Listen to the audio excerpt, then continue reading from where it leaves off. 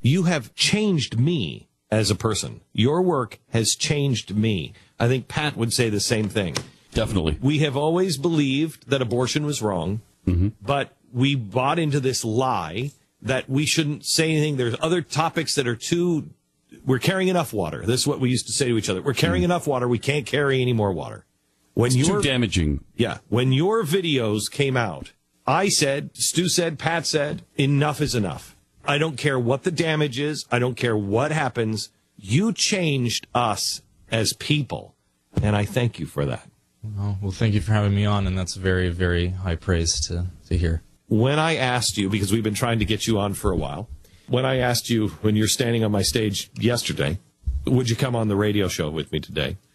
You said something that I thought was really intriguing, that you've been taking a back seat and trying not to be in the press. Do you mind talking about this? No, not at all. No, we can talk about it, yeah. Not wanting to be in the press? Why? Well, I mean, I wouldn't, I'm certainly not, I wouldn't say that I'm shrinking from, any opportunity or any kind of duty there, but I think it's, and I've said this before actually publicly, so I just say it again, that I think it's really important to be clear that the story is, it's not about me at the end of the day. It's about Planned Parenthood. It's about the babies that they kill and part out like used cars. And it's important to keep the focus on the actual revelations and the actual discoveries, and not let anything distract from that. How many more of these do you have?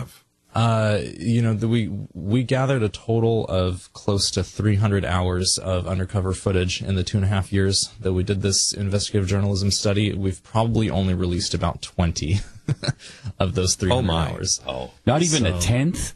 Yeah. Wow. Yeah. And are there things that you are just like, I can't wait until this shoe drops? I can't wait. Are there things that are still being held that you're like? Yeah. There's definitely still a couple of things like that I'm quite excited to bring forth. How much restraint has it taken to A, not make this about you, but B, not to just run and rush this out, pump all of it out, but to hold it as long as you have, to do it exactly right? What was the restraint like? Yeah, I don't see it so much. I don't see like restraint so much as just wanting to put in the effort that a topic like that deserves to be done properly. It's definitely it's not easy. It would be easier to. I think just like it would be easier, it would be easier to make one video rather than 10, for example. It would be easier to gather 12 hours than 300 hours. But for a topic as big and multi-layered and complex as baby parts harvesting and trafficking, that's something that deserved to have a long-term, in-depth, comprehensive investigative journalism study. It deserved to have all of the pieces be in place, and to have a complete narrative to take to the public before any individual piece was going to come out. So, like you said, this was a very mission-driven effort from the very beginning. It was very cause-driven, and I wanted to do a really good job. So, at any point did you see? I mean, you were going up against literally evil. Had to be breathtaking. Were there times? Are you in the videos? Are you one of them asking the questions? I was one of 6 actors that we used. Yeah. Because you play the role very, very, very well. At some point, you guys had to have walked out of those just shaking and thinking, A, I can't believe the evil that I just faced, and B, people die for stuff like this. I mean, we're going up against evil and very powerful evil. Did that ever hit you while you were doing these things? Yeah, several times actually. I remember one experience in particular was a conversation that I had with a late-term abortion doctor. Her name is Dr. Shelley Sella. She was featured in the documentary After Tiller, which profiles several different late-term abortion doctors. She practices now in Albuquerque, New Mexico, where they have no abortion laws whatsoever. So she does abortions all the way up to birth, 39, 40 weeks. Oh, she works part-time. Where is this? This is in New Mexico, Albuquerque, New Mexico, Southwestern Women's Options, yeah. And she also is a contract physician for Planned Parenthood in Northern California. And I went to a screening of the After Tiller documentary in the East Bay in California at Berkeley, where she was there to do a question and answer session after the film. And so I was there undercover as my character, and I asked her a few questions about fetal tissue harvesting. And while I was speaking with her, she wasn't suspicious of my character. Everything was going well. We were talking, kind of joking, laughing about something, and all of a sudden she looked straight in my eyes. And I saw almost like a flash of light run from one side of her eyes to the other, kind of like when the sun is flashing in a car, like driving on the freeway. And it flashed from one side to the other, and all of a sudden her eyes looked really hard and mean and aggressive. And for the first time during this entire project, I felt really afraid, like an actual fear, fight or flight kind of response. Like I felt very exposed, felt like she knew everything about me. And then all of a sudden that kind of flash, that glint in her eye was there again, and it was gone, back to laughing, joking, totally casual, normal. And I talked about that with several people afterwards, and some people have kind of a spiritual interpretation of that event, others a more psychological interpretation, but on some level we feel like that was the predator look or the predator instinct that you see in someone who is accustomed to killing people. And this is a late-term abortion doctor who's terminated many big babies over the years. And that was probably full-term babies. Full-term babies, yeah. And that was probably the most significant moment that I had kind of early on encountering, as you said, the evil that we were going to be directly in contact with. What is your life like now? I mean, I know when I was at Fox, but when I was at Fox, and now even with ISIS is probably, I mean, you're dealing with, when I was at Fox, we were dealing with giant government and corrupt people, really bad, nasty, some of them evil, corrupt people. But generally speaking, not killers. Mm-hmm. ISIS, they're killers. I have lots of security. You don't. What is your life like now? Yeah.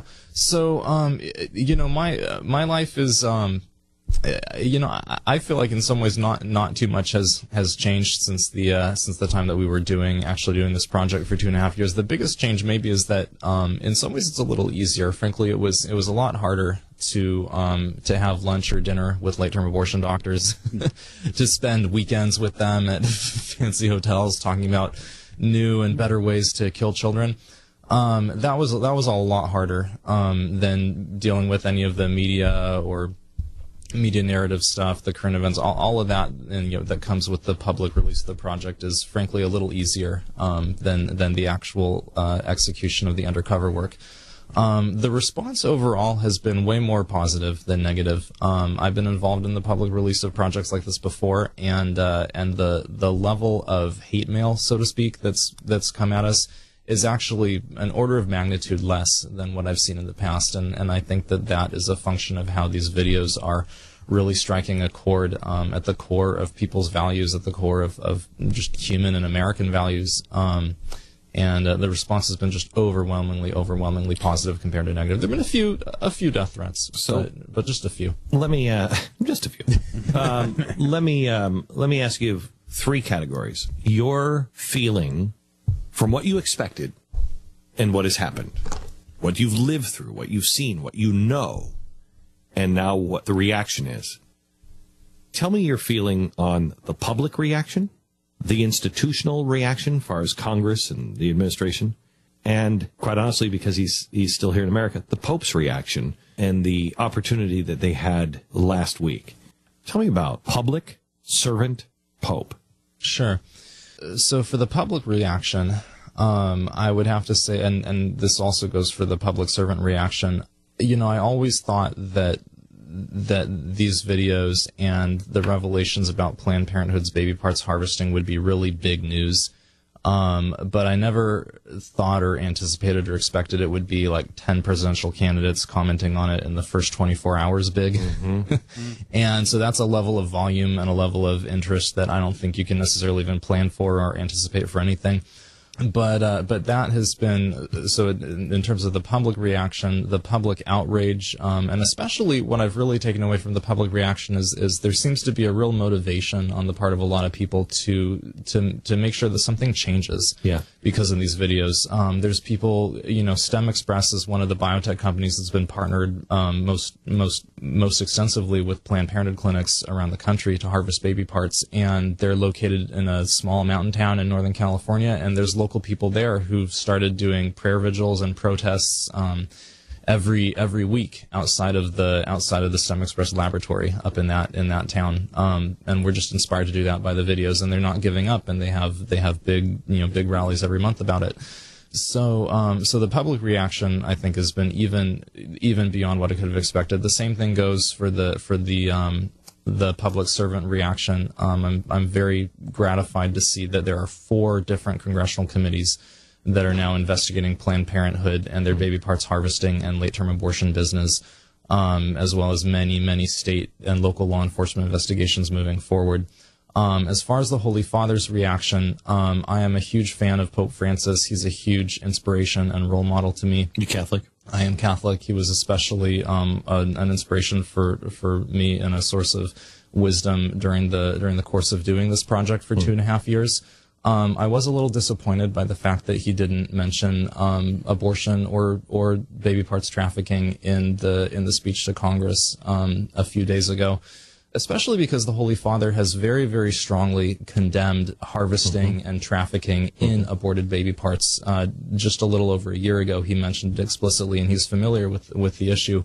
I feel like that probably has more to do with kind of the diplomatic corps management of the papal visit, as opposed to the Holy Father as a person. But I do feel like it was a little bit of a missed opportunity, because so many people love him and look up to him for the prophetic voice that he has and that he brings to the conversation and brings to our lives. And so I feel like that could have been his Mother Teresa moment, speaking truth to power. It's exactly what we. That's what we said. And I feel like it was a missed opportunity. Yeah. We're talking to David Daleiden. He is the founder of Center for Medical Progress, which sounds like a progressive front organization, quite honestly. These are the good guys. These are the guys who have gone out and made these anti-abortion videos, these videos on Planned Parenthood. I want to talk to you a little bit about what Nancy Pelosi said, where she would like an investigation of that when we come back in just a second. We worked with a handful of contractors, probably 5 to 10 people total. Unbelievable. These are the videos that have come out for on Planned Parenthood to show exactly what they're doing. That is a death factory, and they're selling for spare parts. It's sick what they're doing. I want to play a little bit of Nancy Pelosi here. Yeah, this is an amazing video, David. How do you feel when you hear it? First of all, I'll play it for you, and then we'll ask you questions about it. I've seen some news reports of it, but I also know that some of it is not real, and you can create any reality that you want. But so even if you don't accept the videos on their face, and I think they should be investigated as to how they obtained those and doctored those, and then had them be accepted as something that was an indictment against Planned Parenthood, because that's not true. How does that make you feel when she hasn't even seen the video and she's calling for an investigation of not Planned Parenthood, but you? I would imagine you would welcome that investigation. Yeah. So I think 3 words: denial, projection, and contradiction. Those are the 3 words that sum up her approach there. They can't defend the conduct of Planned Parenthood on the videos, so they have to resort to denialism, to saying that the videos aren't real and the stuff that they're showing isn't real. Projecting in terms of, I just thought that line was so funny. You can create any reality that you want. I feel like the spin from Planned Parenthood and their allies in Congress and in the media, they're the ones who are creating an alternate reality where the videos aren't real and the events that they record are somehow fabricated. That's the alternate reality that's being created. And number 3, the contradiction that, if the videos aren't real, then why do they need an investigation into myself and CMP? Right. So it does seem like they're going for it in that they're trying to attack it because they know a certain percentage of people just won't check. They'll hear that they've been doctored, believe it, and move on, which is a typical tactic. But from the conservative approach to this has all been about defunding Planned Parenthood. And as I watch these videos, I can't help but feel like that is just small potatoes when it comes to this entire thing. I mean, I can't believe after seeing this action that's what we're going to... Was that your end goal, just defunding Planned Parenthood, or how much more was that? Hang on, we're going to get your answer when we come back.